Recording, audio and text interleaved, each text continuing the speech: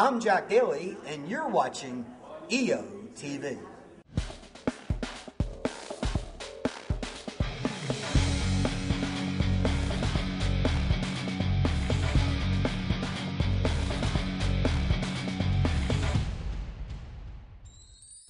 Welcome to EOtv. I'm Andrea Collins. And I'm Randall Mercio. This is your weekly Entrepreneurs Organization webcast. Today, we're taking a look at managing expenses in your business, being wise with your hard-earned money.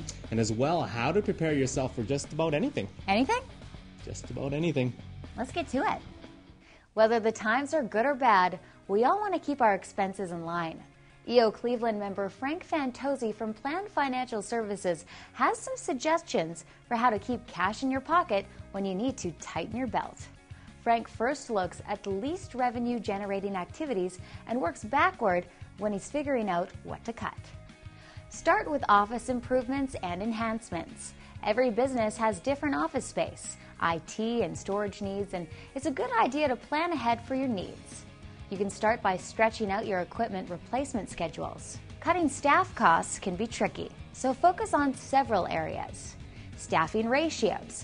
If you're in a labor-intensive industry, you can establish metrics, such as staff to overhead ratios that can help you determine if you're properly staffed and operating at appropriate profit margins. If necessary, put your new staffing goals on hold. Benefit plans. Review your employee benefits to see if plans are still competitive. You can choose whether to scale back or enter into cost sharing with employees, and can also consider suspending matching and profit sharing contributions to defined benefit plans. Training. Bring down your staff training budgets to the minimum levels needed for licensing requirements. Wages. Frank recommends keeping your promises on earned bonuses, but putting wage increases on hold. Review your marketing and advertising for effectiveness. If you can't attribute indirect and direct business to your spending, it's time to cut these expenses. Review your risk management portfolios to see if the programs are still cost competitive. Now's the time to determine whether the extras you've been providing to your clients are essential or not. One last item. Frank notes that office supply and utility savings rarely provide a big impact on overall expenses, so you can keep ordering those pens for the office. Have you ever heard anyone caution you safety first? Well, that rule applies to your business as well. Bill Begel, a member from our DC chapter, owns a fire and water restoration business, and he shares with us a few tips on how to make sure you're prepared for anything nature can throw at you. Here's how to prepare before a disaster. Photograph now. Take complete and thorough pictures of your property, inventory, roof, and all building renovations. This is essential for the claims process to minimize any pre-existing condition arguments made by the insurance company. Have a response ready. Put a competent team with experience working with insurers together before a loss happens. Don't wait until you have a dire need and try to cobble something together. Review your insurance policies. Make sure you have the appropriate coverage in place and that you understand your obligations and rights under the policy.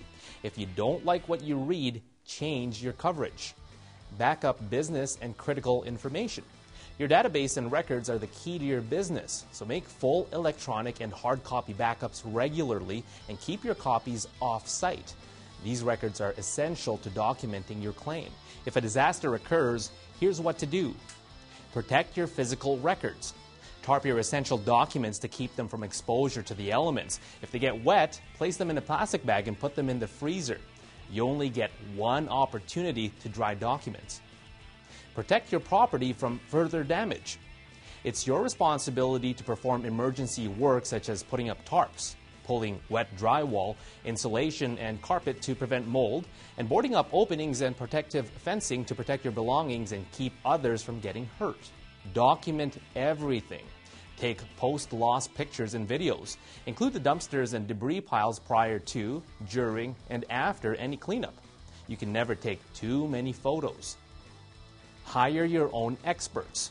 The insurance adjuster and the vendors sent out by the carrier are working exclusively for the insurance company, not for you. It's your responsibility to document and submit your claims. Track all of your post-damage activities. Track and keep any and all receipts of all post-loss actions. And with those helpful tips, you'll pretty much be prepared for anything.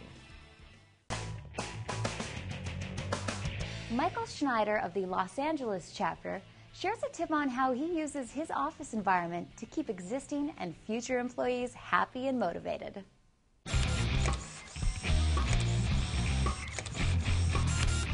My company is Fluid Design. We build and market websites out of Los Angeles. And our clients include universities, entertainment companies, hospitals, healthcare, law firms, pretty much anybody that needs a fantastic brand and web presence. We can help them. One thing that we do is really unique is we really focus on our office environment. We have something called a love sack, which is an incredibly large beanbag in our office that our employees are able to enjoy. We've built a bar that is a very popular choice to sit at and converse on Friday afternoons. We're a block away from the beach, so our office has ocean views that really make it a pleasant place to work. And with the addition of our Nintendo Wii, I can assure you that there is no better place to work in Los Angeles. In this tip of the week, Simon Mundell, director of the Results Group and an EO New Zealand member, challenges us to do less and lead in your market, or be prepared to have to compete on price. What's your hedgehog?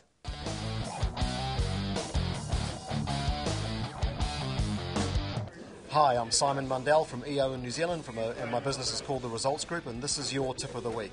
If you want a truly successful company, you need to simplify your business. You need to focus on less, not more. As entrepreneurs, we generally tend to complicate things. Everything seems like a good idea. I could take that on. Oh, that's a good idea. We could do that as well. Really, if you want a truly valuable and successful organisation, you need to simplify your business. You need to focus on less. Understand what's that bit of the market that you can own. What's that part of the market that you can lead? Do you lead your category right now? Do you lead your marketplace right now? If not, what could you define within your market that would enable you to lead that sort of subset category? Because if you're not the market leader, you're going to be forced to compete as a commodity on price, and right now, it's a very dangerous place to be. This is Simon Mundell from EO in New Zealand. That will wrap up another show. Thanks again to Michael Schneider for this week's Spotlight. Yeah, and thanks to Simon Mundell for his tip of the week. And thanks to all of you for watching. A lot of thank yous today. Well, thank you, Randall. Thank you, Andrew. And hey, remember, a goal without a plan is just a wish. We'll see you next time.